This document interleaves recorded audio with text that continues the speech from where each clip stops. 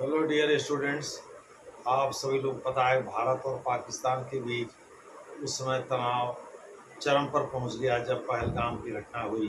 पहलगाम में 26 निर्दोष सैलानियों की हत्या पाकिस्तान समर्थित कुछ आतंकवादियों ने कर दिया था। वो भी धर्म पूछकर पैंट उतरवा कर और पत्नियों के सामने उनके पतियों की हत्या किया था। यानी ज़्यादातर पुरुषों को ही मारा था, महिलाओं को नहीं मारा था। ज़्यादातर क्या, लगभग सभी मरने वाले मृतक जो थे वो पुरुष ही थे, स्त्री नहीं थी, क्योंकि वो चाहते थे कि भाई दर्द देना। इसके बाद नरेंद्र उन्होंने ये कहा भी कि भाई आप जा कर के मोदी जी को बता देना, मोदी को बता देना कि हमने ऐसा ऐसा किया है। फिर मोदी ने मधुबनी, बिहार के मधुबनी जिले में एक पब्लिक रैली को संबोधित करते हुए ये कसम खाई कि हम आतंकवादियों को और उनके बैकर्स को मिट्टी में मिला देंगे। इसके बाद फिर 6-7 मई की कार्रवाई हुई। उस कार्रवाई में कई पाकिस्तानी आतंकवादियों के मरकज या शिविर नष्ट हो गए, जो कि उनके हार्ट पंजाब प्रांत में स्थित थे। जैसे जैश ए मोहम्मद का मुख्यालय मुरीद के में था, वह नष्ट हो गया। जैश ए मोहम्मद का मुख्यालय बहावलपुर में था, वह नष्ट हो गया। और लश्कर ए तैयबा का मुरीद के में था, वह नष्ट हो गया। दूसरे शब्दों में कुछ आतंकवादी भी मारे गए जो प्रमुख रूप से अपने आकाओं के सपोर्टर थे या प्लानर्स थे। उनके जनाजे में वहाँ के चीफ ऑफ आर्मी स्टाफ और प्रेसिडेंट के रीद यानी माला मान फूलों का गुच्छा भी भेजा गया था। दूसरे शब्दों में इससे स्पष्ट हो गया कि पाकिस्तान में सेना और आतंकवादियों के बीच एक अनहोनी अलायंस है, जो कि वहाँ चलता रहता है। और बिना सेना की शह पर वहाँ के आतंकवादी भारत में अपने कारनामे को अंजाम नहीं देते। इस दौरान शस्त्रों की नुमाइश भी हो चुकी है। रिटेलिएटरी एक्शन के रूप में पाकिस्तान ने भारत के ऊपर कई ड्रोन दागे। इनमें से ज़्यादातर ड्रोन तुर्की से लिए गए थे और टर्किश ड्रोन थे। और चीन के कुछ मिसाइल भी दागे, कुछ लड़ाकू विमानों का उपयोग भी किया।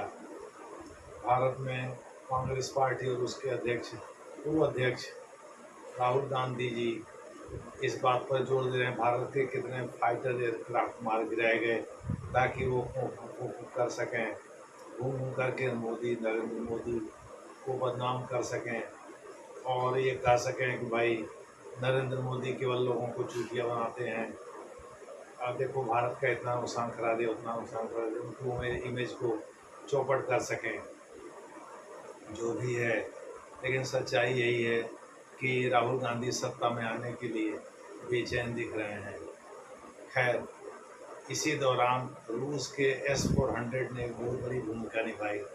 उसने इनकमिंग जो भी मिलिट्री इक्विपमेंट थे, चाहे ड्रोन थे, चाहे मिसाइल थे, चाहे लड़ाकू air air fighter fighter aircraft थे, इन सबको हवा में ही नष्ट कर दिया। S-400 ने, जिसको ट्रायम्फेट भी हमें रूस कहता है, दूसरे शब्दों में जिसको ट्रायम्फ के नाम से भी जानते हैं भारत में, उसने बहुत सारे इनकमिंग ऑब्जेक्ट्स को हवा में ही मार के गिरा दिया, क्योंकि सरफेस टू एयर मिसाइल उसमें लगे होते हैं।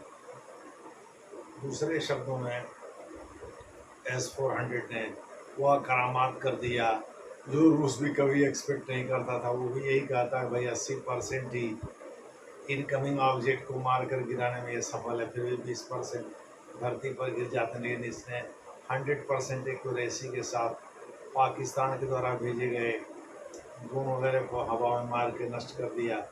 इसके अलावा आकाश पिछोरा, L-70, AD जैसे तमाम भारत के पास एयर डिफेंस सिस्टम थे, जिन्होंने कि पाकिस्तान के द्वारा भेजे गए तमाम इनकमिंग ऑब्जेक्ट्स को मारकर भारत में घुसने के पहले ही सीमा घुस पार ही नष्ट कर दिया। बहरहाल, इसी दौरान रूस भारत की सफलता से आह्लादित होते हुए भारत को ऑफर दिया है, भाई आप चाहें तो आप हमारे SU-75 जो कि एक प्रकार से मीडियम मल्टी रोल एयरक्राफ्ट है, इसके लिए भारत जो है अमेरिका से F-21 खरीद रहा था, या उसने राफेल कुछ दिन पहले 36 राफेल 2 स्क्वाड्रन के बराबर राफेल को लिया है गवर्नमेंट टू गवर्नमेंट डील में। इसी प्रकार से उसने भारत के लिए ऑफर किया SU-57EE, मतलब एक्सपोर्ट वेरिएंट, जो कि 5th जनरेशन फाइटर एयरक्राफ्ट है, उसको भी ऑफर किया, और SU-35 को भी ऑफर किया। यह भी एक लड़ाकू विमान है। तो भारत अभी इन सब पर विचार कर रहा है भाई किसको हम लें किसको ना लें। हालांकि 5th जनरेशन फाइटर एयरक्राफ्ट को लेना भारत के लिए ज़रूरी हो गया है, क्योंकि पाकिस्तान एक ट्रेचरस कंट्री है, और चीन और पाकिस्तान दोनों मिलकर के भारत को कमज़ोर करना चाहते हैं। इसलिए चीन अपने 5th generation fighter aircraft J-35 को पाकिस्तान को बेचना चाहता है। पाकिस्तान भी वही चाहता है, इसलिए उसका मुकाबला करने के लिए SU-57E या SU-57 की ज़रूरत है भारत को। इसलिए भारत इन डील पर, इन ऑफर पर विचार कर रहा है। देखना है कि आगे भारत रूस के द्वारा दिए गए इस प्रस्ताव पर कितना भरोसा करता है।